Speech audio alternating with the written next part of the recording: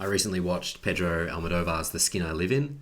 I remember it coming out to good reviews back in 2011, and I think I've seen all of Almodovar's other movies, and I've really liked pretty much all of them. So I don't know why it took me so long to see this one.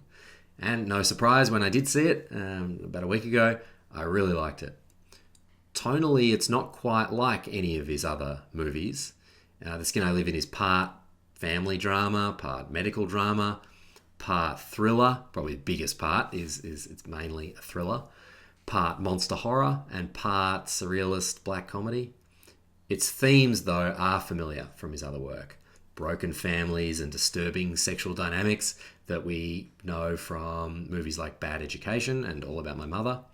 It also has some of the weird combination of really colourful hyperrealism with really dark, serious moments that remind me of some of his earlier movies, some of his kookier ones like Kika and The Flower of My Secret.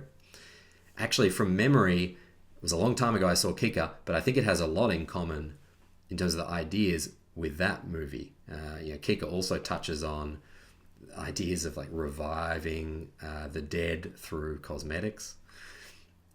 More than those other movies, though, The Skin I Live In is full of striking images that seem to have importance, symbolic relevance. Sometimes subtle, sometimes not so subtle. So I thought I'd have a go at working through some of those symbols, some of the themes, and some of the ideas. Robert Ledgard is a surgeon who uses experimental techniques for treating burn victims. His colleagues warn him that some of his techniques, such as using animal and human skin cells for skin grafts and reconstructions, are against the profession's code of ethics. Their concerns only scratch the surface of his misconduct, though.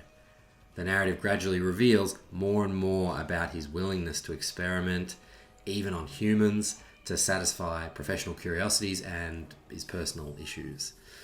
We learn that Robert's wife died from burns suffered in a car accident before the time period of the film. This was perhaps the inciting incident and the event after which the lines between professional and personal, patient and guinea pig, human and object, began to blur for Robert. In an early scene, Robert comes home and treats a mysterious woman living under his observation in his house. She is presented as some sort of object, beautiful, observed in large scale on TV screens, seemingly dressed and managed by Robert as if she is a living sculpture. Robert is the artist and the spectator, she is the art object. However, later in this scene, a sudden shift occurs in this power dynamic. Perhaps out of desperation or boredom or a surge of genuine feeling, the woman exposes her desire for Robert, confronting him, physically and with her feelings. She's already exposed physically. He sees her at her most vulnerable, in her and his skin. What is apparently new and significant here is that she exposes her inner self by speaking her desires. Robert silently backs up when she touches him. In this moment, he is reduced to object of her desires and rendered mute and immobile, like an object, while she speaks and moves more freely than ever before. So he becomes object for her desire, consumption, turning the tables on, as I say, this what we assume is the established power dynamic. Sé que me miras. Desde que me trajiste aquí prácticamente vivimos en la misma habitación.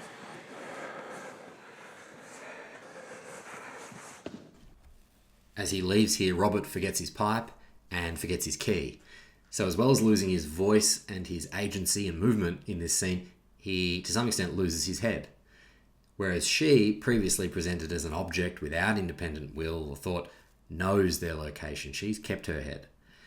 He is now her guinea pig as she holds, delays, and gives the information, the knowledge to affect his state, observing him as aesthetically pleasing and manipulable object. So there's a reversal of the roles that each are playing and the power dynamic at play. As the plot unravels, we learn this mysterious woman's history. She was the young man who Robert blames for the death of his daughter. He was involved and he was irresponsible and, like most of the men in this film, at least partly to blame for victimizing a woman. but not to the extent that Robert believes or to the extent that would justify the punishment carried out on him by Robert. Now, this moment where the power dynamic is flipped between Vera and Robert foreshadows the later, more significant inversion of this power dynamic in the movie's climactic scenes, where Vera's action will empower and free her and render Robert an object for good. That is a permanent body object that is the corpse. Her action and independent speech here are shocking for a few reasons. It shatters Robert's hetero-misogynistic ideal of a headless, beautiful, submissive woman who is all skin and no mind. The reappearance of her mind and will here reminds of other instances in the history of art, other occurrences of this idea of the headless sexual object. First thing that came to mind for me was a comic strip by Robert Crumb, the underground American artist, in which it's pretty disturbing, but it's similar. In this comic strip, having removed the head of his object of desire, gifted to him by Mr. Natural, the degenerate protagonist is horrified to witness its re-emergence, the reappearance of the head, to this guy's shock and guilt. So Crumb's work, like this movie, is highly disturbing, but an effective exploration of misogyny and perhaps post-coital guilt. There are other instances of foreshadowing throughout The Skin I Live In, or at least moments of visual matching of early scenes with later ones. For example, one of the first things we see Vicente doing is dressing a mannequin, a straw model, another image of a headless woman. This predicts his own redressing, but also just seems to be revealing a personal hobby or an interest in making up bodies, an interest he shares with Robert. Perhaps this is to contrast their practices and their moralities. Vicente's family business of dressing straw models is relatively harmless compared to Robert's practice of reskinning human models. Or perhaps it is to comment on an objectification of women that's present to different degrees in different parts of society. Or perhaps it is a foreshadowing, a wink and a nod at what is to come for Vicente. Later, in Robert's cell, Vicente passes time by sketching and sculpting female figures. So we have these repeated images of men crafting women. Robert is monstrous and mad for doing so and is ultimately punished. Vicente does so commercially in his mother's shop, and for his momentary dominion and control of a vulnerable woman, his sculpting of a woman or objectification of a woman, Norma, he is also punished. Almodovar understands the power of the image, even an ambiguous one, and gives it center stage, often in silence. I can understand people feeling he uses too much symbolism in The Skin I Live In, too strong, not too simple. He walks a fine line with over-the-top ideas and images in this one, but for me it just works because we're not in a serious drama. We learn early that we're in a slightly absurd, hyper-real space of striking and extreme images, colours and ideas, closer to a monster horror than a realist drama.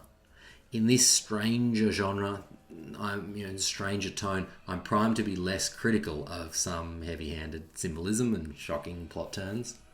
One such shocking image and idea that recurs throughout The Skin I Live In is that one we mentioned, the headless woman. As we've said, mannequins, the images and sculptures in Robert's house repeat this image. Vera is also seen drawing a female figure with a horse's head while she's a captive.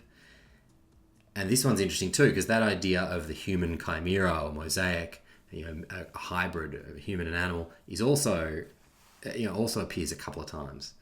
Zeka, Marilia's son, and we learn Robert's brother, appears as a tiger-human hybrid in his costume and tail, with violent animalistic behaviour to match. Other characters too lose their heads, metaphorically as well as visually, acting like animals or automata. Zeka, wearing his tiger face paint, acts like an animal unchained, headless, wild. Norma and Vicente at the party are off their heads. Vicente is high on illicit drugs. Norma suffers mental illness and is under the influence of many prescription drugs. Cifra Alex 20. 100 miligramos de Prax, 2 gramos de tranquimacín. Bueno, Reynol ya no tomo. Hay lírica, claro, eso. Hostias. Yo también voy hasta el culo. ¿Hasta el culo? Robert's surgeries appear to alter all but the mind, and perhaps that too for his patients. So they seem to change bodies, retaining only their heads. While kept in isolation, Vera finds some respite in yoga and meditation, which teaches that the mind is a private space or room to which one can retreat and which no one else can destroy. She watches a video that explains this. This lesson is an important one for Vicente's survival. He gives over his body to its structural changes and to Robert, but keeps his head, enough of it anyway, so that when Robert's guard is down, when he has lost his head under the influence of Vera's seduction, Vicente can re-emerge from inside his false body and escape his false home and parent and return to the first real parent. When Vicente learns what surgery he has had, he's seen framed by the circular window in the surgery room door. As Robert explains, you must learn to breathe through this orifice. The symbolism here is perhaps heavy-handed, but I quite like it. This window represents a new frame through which Vicente will experience and see life.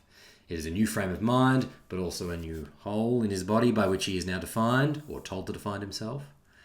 He's told he now lives through, breathes through this new body part.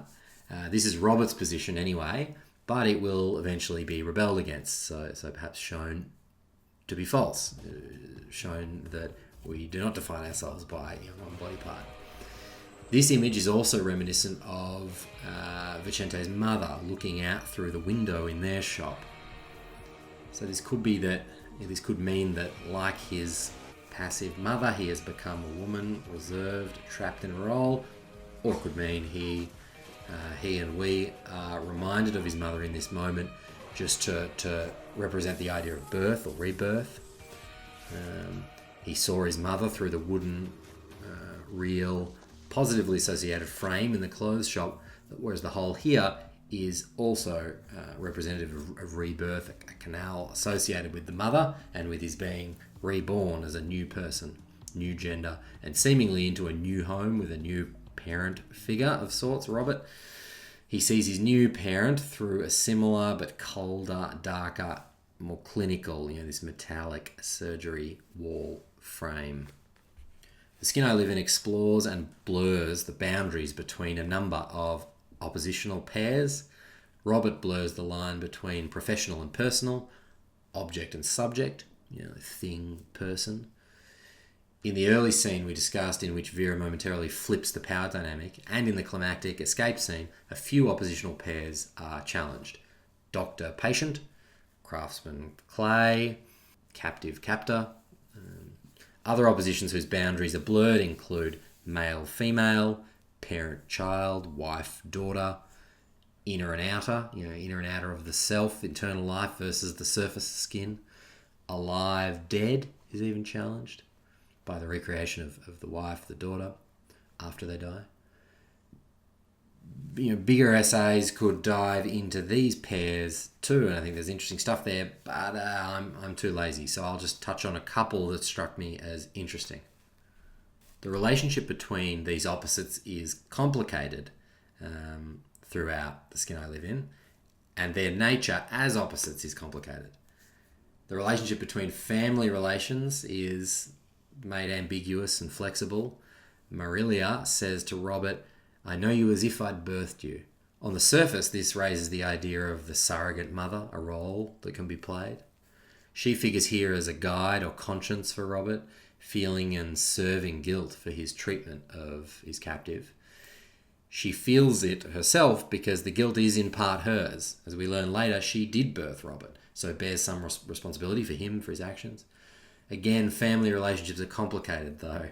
Marilia tells Robert it is as if she is his mother, which she secretly is, and in the next scene tells her biological son, "You're not my son, I just gave birth to you." For Marilia, then, motherhood is flexible and ambiguous. For her son, many more things are made flexible thanks to his flexible thinking and his surgical expertise. The dead can be revitalized or recreated. Man can be woman. Perpetrator can be victim. For both of them, stand-ins or surrogates become more important than the real thing in terms of family members. Marilia disowns her real son for Robert, publicly not her real son. Robert loses his wife and daughter, but recreates them in a sense in the form of Vera. Not knowing Marilia to be his real mother, he likely believes he has also created a mother figure in her. Late in the film, he observes her and remarks, "You've put on your uniform," as if he acknowledges she's playing a role. She's filling a role in his house, as maid, but also as mother figure. So Robert has created a disturbing family of sorts out of his former real one. Biological mother is recreated as mother figure and maid. Wife is recreated by reconstructing a young man in her image. Daughter figure is also made in the same process. A childlike woman learning and developing in his home, made out of a body approximately her age. That body, Vicente, is of course tied to Robert's daughter, Norma, in that he's blamed for her death, was present at the incident that led to her mental break. It is the death of Vicente soon after the death of Norma that allows for Robert's acquiring and creating a new daughter figure. That she grows into a wife figure as well and a lover is disturbing, but really so is everything in this movie. The faces we wear present versions of ourselves, but are not always truthful representations and are susceptible to unmasking. Zeka identifies himself by a birthmark on his rear, while his face is masked or painted. He is identified appropriately as he continues to expose himself as an ass, not by his face, but by his backside. Faces can be covered, and authentic identities can be hidden somewhere else. Zeka's truth is on his backside, Vera's is in the safe space of her mind, Robert's madness is revealed in his work, Marilia's relation to her children is masked by the language she uses. You are not my son, you are like a son. And the truth is hidden somewhere between the lines, somewhere in the subtext of the language she uses.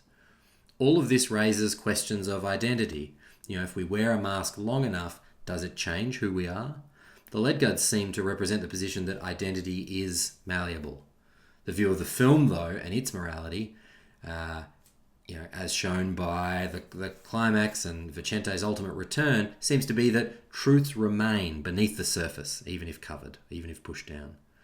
Zeka is Marilia's son. She has brutal animal in her, and it expresses itself as much in her other son, Robert, although she denies it.